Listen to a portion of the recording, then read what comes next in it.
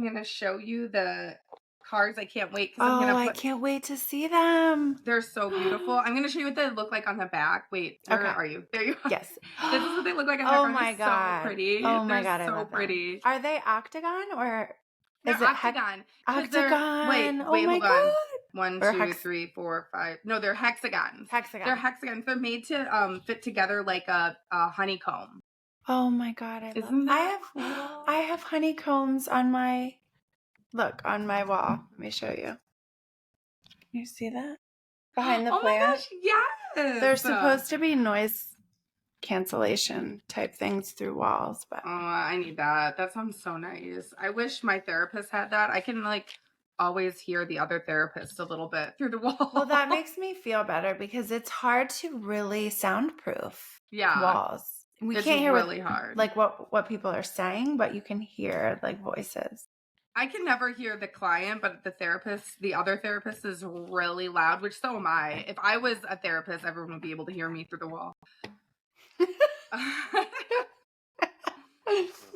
When you do your cards, do you shuffle them? I do. I shuffle them sometimes a couple different ways. I had to learn how to shuffle when I first got my deck, just like this kind of shuffling. Because I'm always used to shuffling a deck of cards that you're playing cards that are bendy. Yeah, so I really had to do some practicing of that. I've been practicing too, and so sometimes they're all stuck together. But my intention is to only pull one card. Okay. And for the new moon, it's the new moon energy that we're trying to embrace here is for change. The full moon, this is how I feel anyways, is the full moon is for reflection of the 28 and a half days before, and the new moon is for intention setting. Mm-hmm. So that's what this card is for, is what should be your intention. Let's inform our intentions for the next moon cycle ahead. I love that. And then when you pull your card, we can reflect on those intentions. Yes. So that'll be so fun. Yes. That'll be so nice.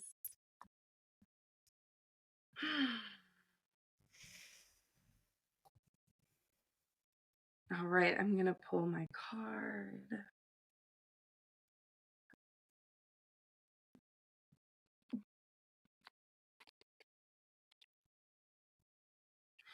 Ooh, sparks of light. Look at how beautiful that one is. Oh, I love that. It's so pretty. Scintillating? Does it say scintillation? Scintille. Scintille. Mm-hmm. But then it has it in English over here, which is nice. Okay. Yeah.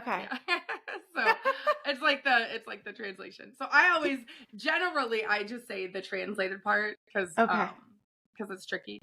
But I love that. It's so pretty. So for the people who are just listening, what it is it's a yellow diamond, and then it's got space, an atmosphere of the galaxy behind it, and it's got gold, I don't know, foam. Flex, thank you. Gold flecks coming out of it on one side. And so it's a really beautiful card. I actually pulled this one from my twin the other day. Oh, really? Isn't that weird? I love that. This card is wow. Oh my gosh. And we're similar. You're right. Your birth fire twin. Yes. Your birth twin and me. Fire twin. Yes. Oh, that's great. I know. And I think it's number Roman numeral 46. I think. How do you know that? I don't know my Roman numerals, so I don't know. So I had to also research a little bit of Roman numerals to catch. Is it? Can I see it again? I think it's 46. Is it XLVI? Yep, 46. Mm-hmm. I need to learn that because when I'm looking up the information in the book, I don't know what I'm doing because I don't know my Roman numerals. And I love to invite people to reflect on all aspects of the card, right? The words on the card, the images, the colors, and even that number. For some people, when a card gets pulled, when we do a card pull, it's the number means something really significant to them as well. Oh, Liz, thank you for saying that because now I'm gonna memorize my Roman numerals. And this is an alchemist deck, and I so love that. Oh, when people are listening to this and when people are interpreting the meaning for themselves, it is really important to pay attention to like their space of mind right now, where they mm-hmm. are physically at the Mm. moment. Like I'm physically in my office and the lighting is nice and like the time of day is morning for me and for you, but like when they're listening, what their environment is, internal and external, because all of that is significant to the way that they're going to interpret the card, the way the meaning is going to feel for them. So that's why I love the alchemist deck so much, because it's like pulling everything together, and that's how we make meaning of this card and this experience, and also it being the new moon today and it being an intention setting. So this is like the intention that we're trying to set. So all those things are really important. So I guess Yes. if someone's watching this or listening to this not during the new moon, then they're going to have to interpret it. They're also going to have to look at like the moon phase at the moment of when they're listening to it.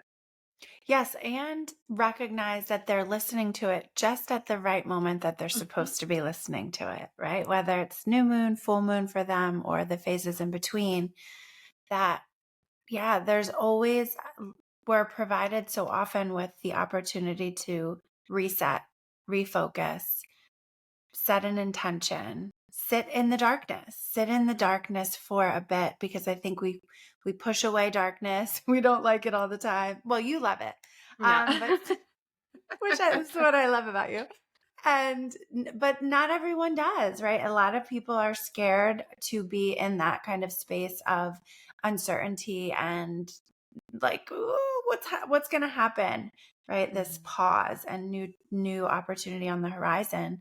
So I love that invitation to wherever you are, whenever you're hearing this, to find your like shadow, find that spot where you can pause and sit with some uncertainty and darkness and look towards these sparkles of light. Yes. Yes. I love that advice, because it really is, even in the card, the picture is like Yeah. shadow and light, you know? So Yes. even in the picture it's like that. Um and so yeah, let's hear what the book has to Okay. say. Let's I'm hear so what the book excited. has I to love it. say. What was before you read it, what was Mhm. your first reaction for yourself? Like, how did it fit with where you are right Oh, now? thank you for asking that. I love to think about that before I read what the text has to say, Mm-hmm, because mm-hmm, me it too. is all part of the building process. And so also I'm going to like leave a little space of time for people listening to like reflect before I start sharing my reflection. Mm-hmm. And so let's just leave a little space of time Yes, for let's do that. everyone to reflect. And if they heard me describe it, but if they can't see it, just like what sparks of light mean to you, and like what it feels like thinking about the description of the card being dark on one side and like gold flecks on the other, with like a portal in a portal of a Yes. diamond portal in between. Yeah.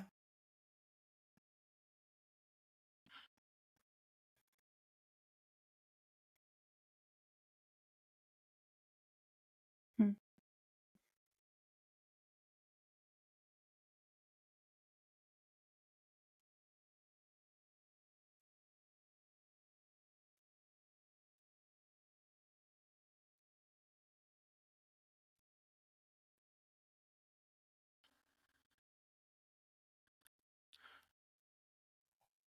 All right, so for me to tell you how I interpret this for myself specifically, um it's going to require a bit of a story. Okay. So Oh, I love um stories.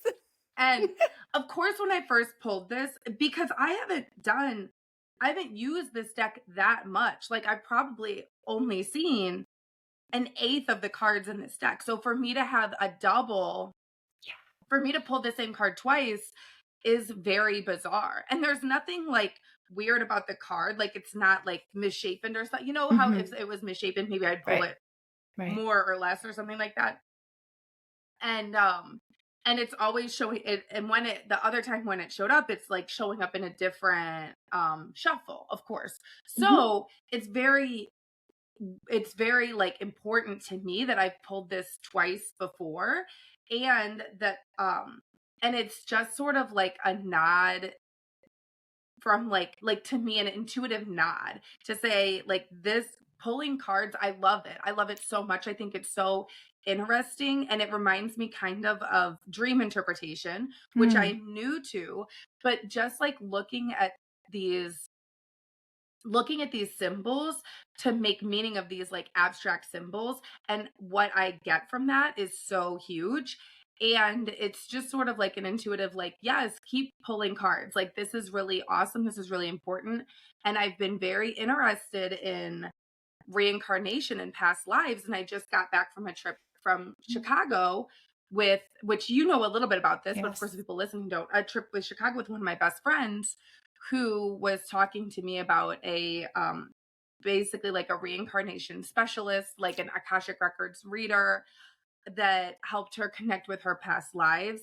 And the last time I did a poll was for a friend who was talking about someone who had passed away like too early in her life, and like we were talking about the potential of them having like a connection in a past life, and Mm. how those relationships just keep coming up over and over and over again in multiple lives that we have. And it's important for me because I pulled this for my twin. And so like, which is a very important relationship that I'm sure has had many iterations in my life. And just thinking about that, and then like intergenerational trauma healing, and all of these bigger things that are like outside of the realm of just like us as a individual person, these bigger spiritual things. So that was immediately what came up for me, which is like a lot to come up in like a quarter Mm, of I a love second. that. So I'm really glad you asked. Yes, yes, yes. I'm so excited to hear more about it. Um I'm fascinated as well by past lives, and I just read my past life book, and I'm excited for us to continue on this journey, and I can't wait to hear how your sesh goes with the Mhm. specialist. So, yeah. Yeah, what came up for you?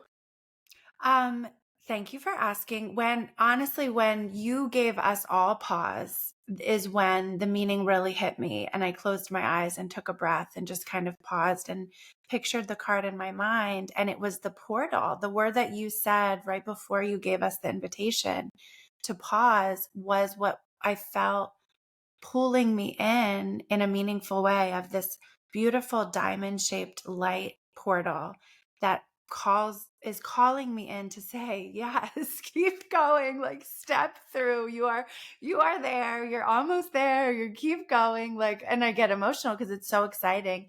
As you know, Angie, things that have been happening, and we've talked a little bit here on the podcast, and I've talked about, but we'll be talking more about as they unfold, but just new things on the horizon.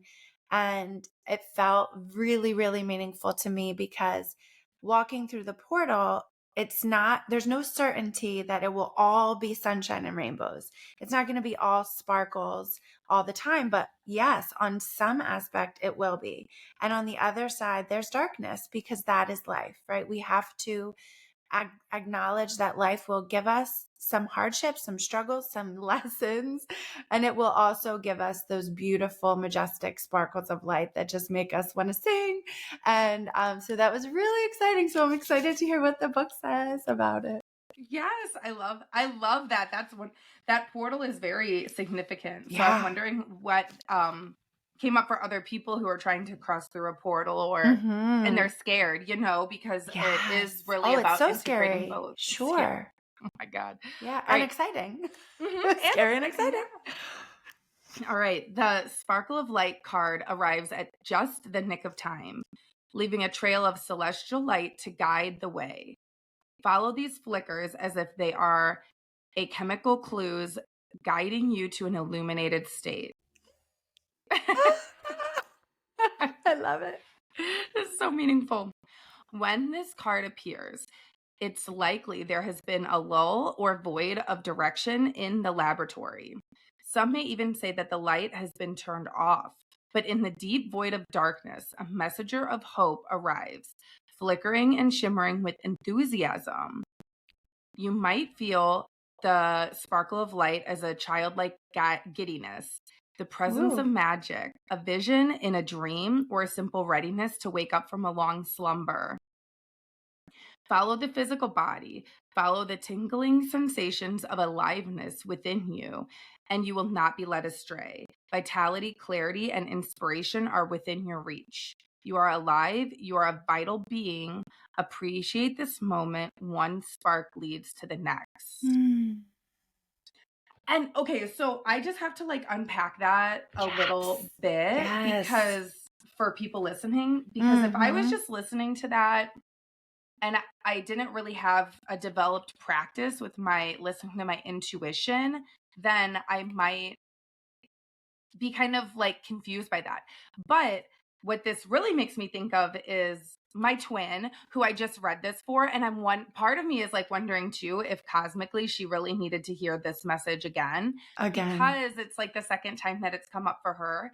Um, but also for everybody, like what that reading is really trying to describe is how to follow your intuition, like the breadcrumbs, and just know when you need to say yes or no to something, or you need to make a big decision, or you need to make a small decision, and just really learning how to connect with that inner source, that inner knowing inside of us. And I think that that is so hard. I have been working on that for like, I don't know, like 4 years intentionally.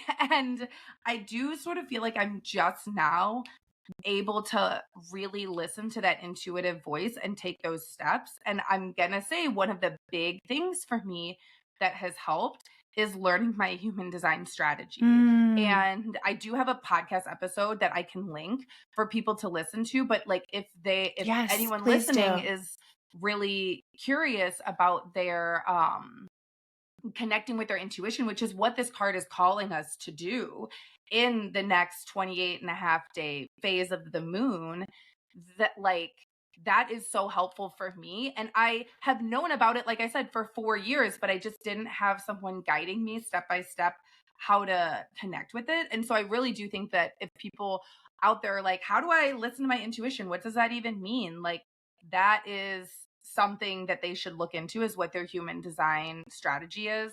And or if they don't know how to, like, I really feel for people who can't figure out their birth time and place. However, you can just listen to all the strategies and see which one vibes with you the most and like try them out. It's all an experiment anyway. But yeah, so it's deep. Yeah, no, I love that. Please, I'm really excited to share this with my listeners as well because um, I have learned so much from you. And when you've done my human design chart and Enneagram typing, and then just like incorporating all of that with things that I've learned along the way throughout life, right? And Mhm. even your most recent podcast episode about identity and really getting into who am I, and recognizing all of the aspects of identity. There's so many. So Mhm. sometimes it can feel overwhelming and it doesn't have to be difficult, right? It is illuminating. I love that word. So it's fun to be able to recognize there's not just one way to recognize and to listen into your intuition or tune in, but there are so many. And when you start to explore and open your mind to those many, many possibilities is when you start to really find your way and get, like you said, get on that path that feels like, oh, okay, this is making sense. This is following one spark leading to the next spark, leading to the next spark. Love it. Love it. Yes. Oh my goodness, yes, absolutely. It is so important to learn how to listen to that. And I know that when I make decisions based on listening to my intuition and really really connected to it, it's never gone astray. And usually the decision is like really weird. It's like something maybe that I Mm. wouldn't normally do, and it's like, Angie, you actually just have to do that because that's what your intuition wants, and which is like our deepest inner being. And that's so hard to connect to. I know when people are like talking about connecting to their inner being, I'm like, what the hell? Like I used to really not understand that. But human design really helped me with that. So And what you did for us in guiding us to take that pause is Mhm. so powerful. And we don't do that enough in our life, right? We don't, unless we're intentional, typically we're go, go, go, go, go, and following the next spark like too fast sometimes. So really love and appreciate that the way that you did this card pull for me, for you, for us, for all of us, in inviting that pause just to kind of tune in, go introspective, go inward, and embrace that Yeah. opportunity. Yes, that new moon energy. New moon. All Yes. right. Well, Liz, thank you so much for being here for the new Thank you moon for card this. This was pull. I'm so excited for your new deck. I can't wait to see it again. And thank you, thank you, thank you. I'm excited to meditate and reflect more on this card and make meaning of it. Yes, absolutely. You'll have to tell me what you discover. I will. You know And it. so will all the listeners. They'll have to message us Yes, and this tell is us what such a they get. fun. I'm so excited for our idea to do this. And thank you. Yes, Thanks for being you. absolutely. All right. Bye. Bye.